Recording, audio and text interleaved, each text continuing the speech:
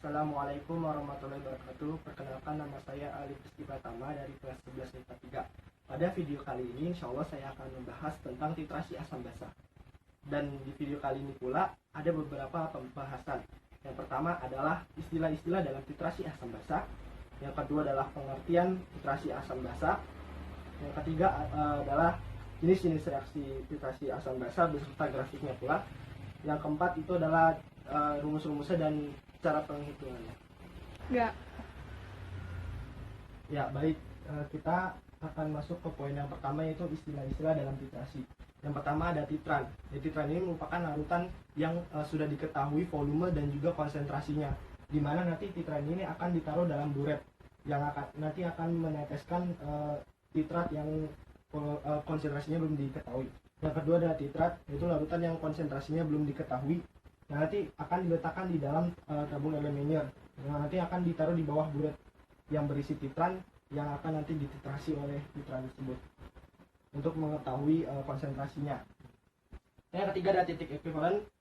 Di titik sini tuh reaktan asam dan basanya itu tepat bereaksi.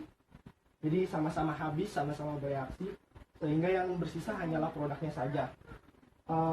Dalam keadaan ini pula jumlah mol ion H+ dan OH- itu setara atau seimbang. Yang keempat adalah titik akhir titrasi, titik di mana indikator asam basa menunjukkan perubahan warnanya. Jadi nanti ada suatu saat di grafik itu akan putus gitu, jadi sudah selesai, itu ada titik akhirnya. Yang kelima adalah indikator asam basa. Ini merupakan alat atau zat yang mampu menunjukkan perubahan pH suatu larutan, atau menentukan juga pH suatu larutan juga bisa juga menggunakan indikator buatan, bisa juga alami, tapi biasa digunakan dalam titrasi adalah buatan yang memiliki trayek pH tertentu. Ya baik, poin berikutnya adalah definisi titrasi tadi yang sudah kita janjikan akan dibahas. Ya, jadi titrasi itu adalah metode atau cara yang digunakan untuk menentukan konsentrasi dari suatu larutan yang belum diketahui konsentrasinya. Tentunya dengan cara mereaksikan kedua larutan itu, larutan yang ingin diketahui konsentrasinya dengan larutan yang sifatnya berbeda dengan larutan yang ingin diketahuinya itu. Ya, misalkan yang ingin dicari konsentrasinya adalah larutan basa, maka kita menitrasinya dengan larutan asam, dan sebaliknya juga.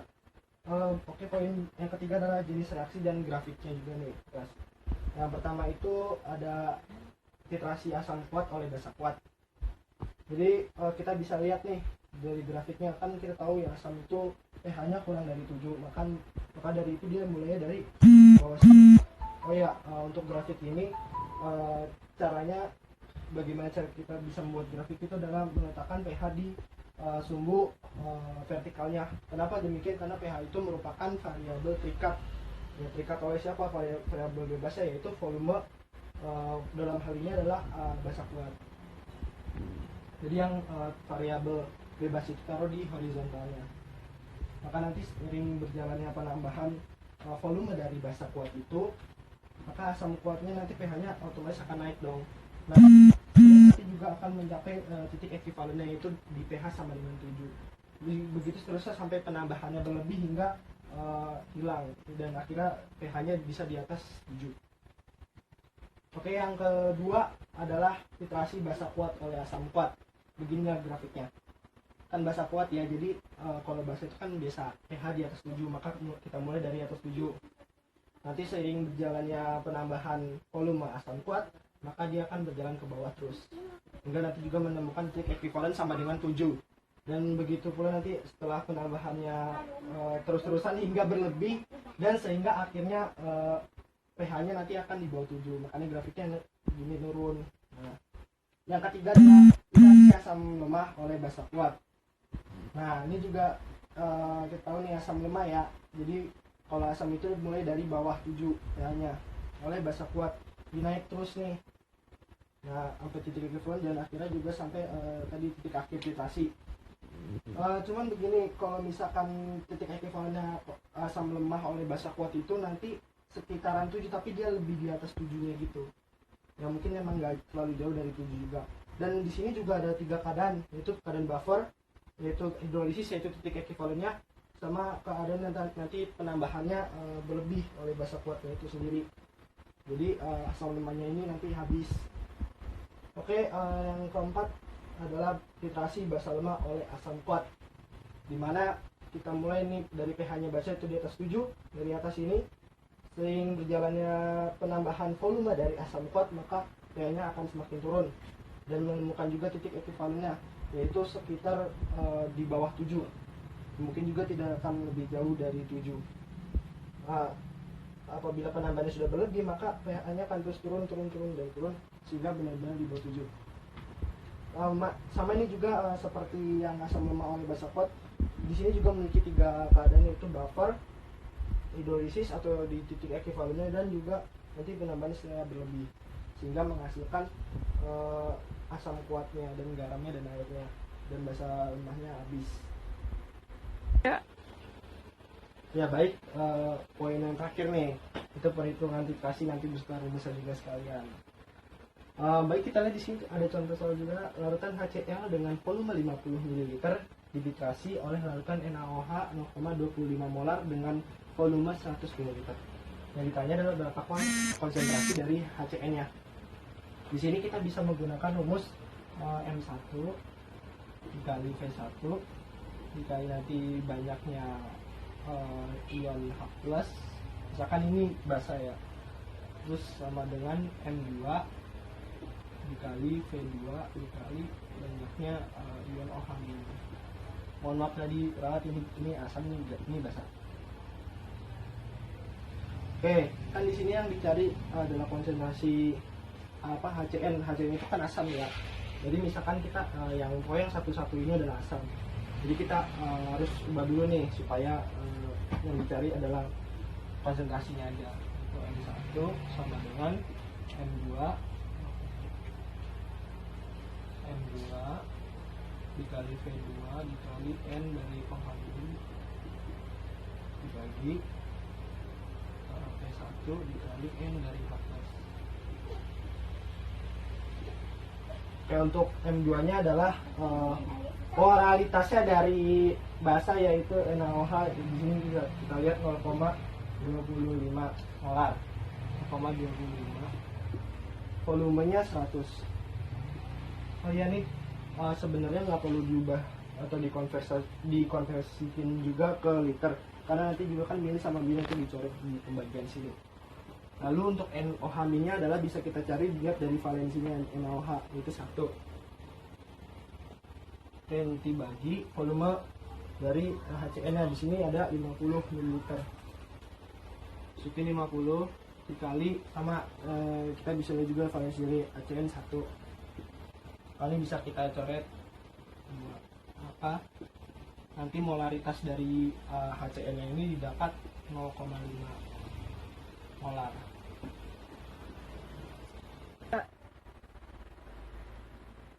Ya, bismillahirrahmanirrahim. Kita lanjut nih. Ini soalnya sebenarnya sama kayak tadi, cuman yang ditanya adalah pH-nya apabila nanti ini NaOH-nya ditambah sebanyak sekian. Yang pertama nih, yang A nih, ditambah 0, ml. Apa sih maksudnya ditambah 0, ml? Artinya adalah kondisi awal sebelum ditambahkan NaOH-nya. Nih kita bisa lihat di sini. Kita bisa pakai rumusnya itu, karena dia kan HCl itu merupakan asam lemak, maka kita bisa menggunakan akar dari Ka dikali Ma untuk mencari konsentrasi dari H+ yang dimiliki oleh HCl. Seperti ini. Jadi tinggal kita masukin aja Ka-nya, di situ kan diketahui ada 5 kali 10 pangkat min 5. Lalu dimasukin ke sini, dan juga Ma-nya sudah kita ketahui bahwasanya Ma-nya adalah 0,5. Bisa dong kita tulis 5 kali 10 pangkat min 1. Hasilnya nanti setelah diakarin ada 5 kali 10 pangkat min 3. Berikutnya untuk mencari pH-nya min log dari konsentrasi H+ tadi. Setelah di operasikan matematika, ini ditemukan 3 dikurangin 0,7. Nanti log 5 ini 0,7 lah, kurang lebih lah ya. Sama dengan nanti 2,3. Itulah pH-nya pada kondisi awal.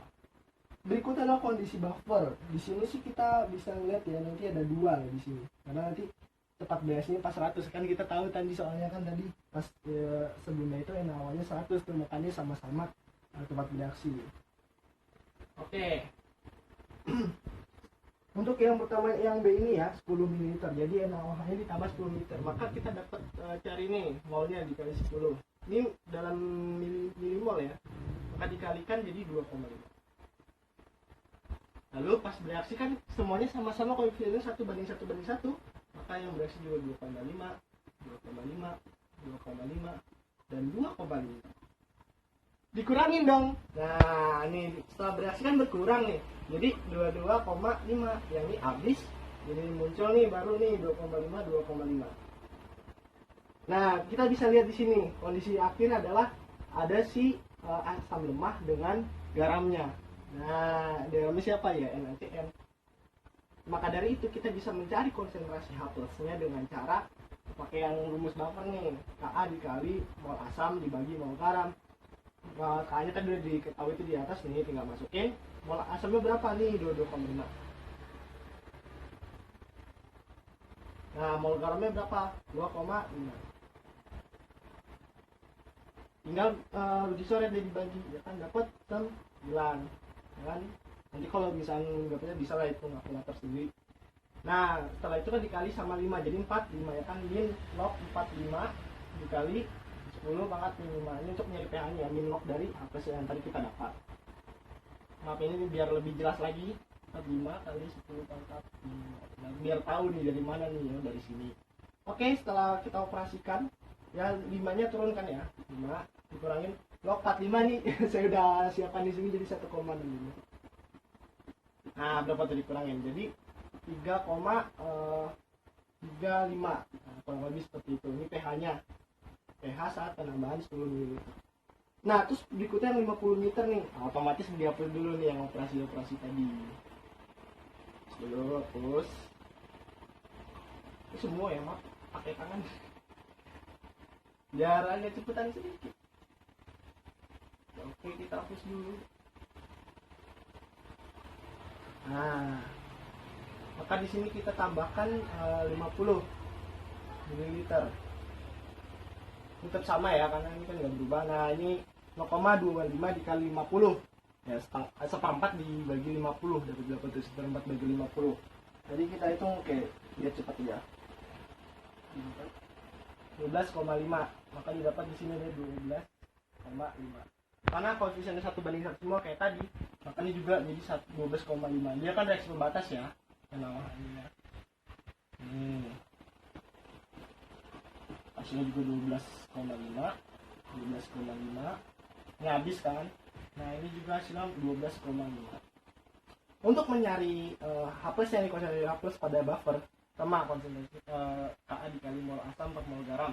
Masukin lagi, ini tinggal masukin mol asam 12,5. Juga 12,5 ternyata. Korek habis kan, jadi kayak ini 5 kali 10 pangkat min 5. Masukin deh ke min log-nya untuk nyari pH. Kali 10 pangkat min 5. 5 turun kan. Nah, min log 5. Log 5 itu setara dengan 0,7, maka kurang 0,7. Ditemukanlah 4,3. Gitu. Oke, tinggal dua keadaan lagi nih. Tadi kita udah sampai yang penambahan 0, 10 sama 50. Sekarang yang 100 ini kondisi hidrolisis. Kenapa? Karena dia tepat bereaksi tuh di bagian reaktannya. Ya, ini kita cari dulu kan tadi molnya berapa nih kan. 0,25 dikali 125. Kan kalau ini tetap ya hasilnya. Sebelumnya belum ada hasilnya. Oke, pas bereaksi sama semua 1:1 semua. Oke, dan ditemukan bahwa reaktannya habis. Reaktannya habis, sisanya adalah garamnya. Garamnya kita urai ini ion-ionnya di Na+ dan Cn-.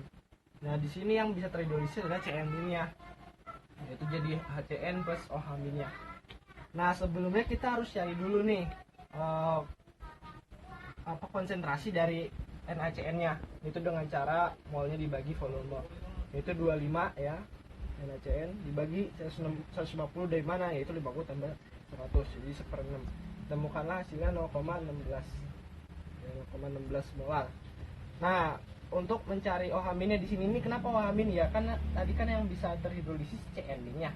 Dan dia menghasilkan ada di sini ion OH-. Maka carilah konsentrasi OH-.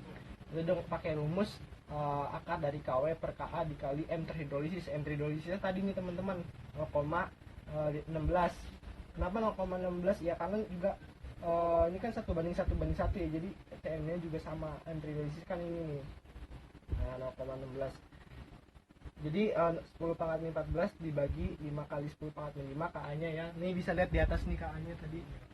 Terus dikali sama M hidrolisisnya itu 0,16. Bisa dong ditulis 16 kali 10 pangkat min 2. Nah, setelah itu hasilnya diakarin, ketemulah 1,8 dikali 10 pangkat min 5,5. Oke, setelah itu ketemulah nanti setelah OH-nya ketemu, akhirnya kita cari pOH-nya dengan cara min log tadi konsentrasinya yang atas ini. Nah, dapatlah 5,5 dikurangin 0,25. Jadinya 5,25 itu pOH-nya. Ya, pH-nya adalah 14 dikurangin 5,25 yaitu 8,75. Nah, itu tuh dalam keadaan terhidrosisnya nih, titik ekivalen nanti. Oke, yang kondisi terakhir nih, ini titik akhirnya. Nah, nanti di sini ada penambahan NaOH-nya sebanyak 110 ml. Nah, setelah dikalikan hasilnya jadi 27,5. Nah, pas di sini nih reaksi pembatasnya jadi HCN nih. Nah, HCN-nya habis tuh. Sisanya adalah NaOH sebanyak 2,5 dan garam dan airnya juga. Nah, NaOH-nya kita uraiin dulu nih jadi ion-ionnya, yaitu NH+ dan OH-. Lalu kita cari konsentrasinya dari NaOH dengan cara mol dibagi volume. Nah, molnya ini volumenya didapat dari 50 plus 110 tadi ya penambahan. Jadi 0,015 sama dengan 15 kali 10 pangkat min 3. Maka dari itu kita bisa lihat di sini OH-nya kan dia 1:1 semua. Jadi sama aja 15 dikali 10 pangkat min 3. Lalu pOH-nya dapat min log ini. Jadinya dapat pokoknya setelah operasi matematika 1,82. Lalu pH-nya 14 kurangin 1,82 sehingga ditemukannya 12,18. Nah, dari itu semua dapatlah grafik seperti ini. Nah, dia kan mulai dari bawah tuh. Ya kan, asam lemah, karena asam lemah tak campur basa kuat tuh. Lama-lama menaik ke atas. Ini di sini titik ekivalennya. Oke, mungkin itu saja yang bisa saya jelaskan pada literasi kali ini. Mungkin ada banyak sekali kekurangan, saya mohon maaf. Wassalamualaikum warahmatullahi wabarakatuh.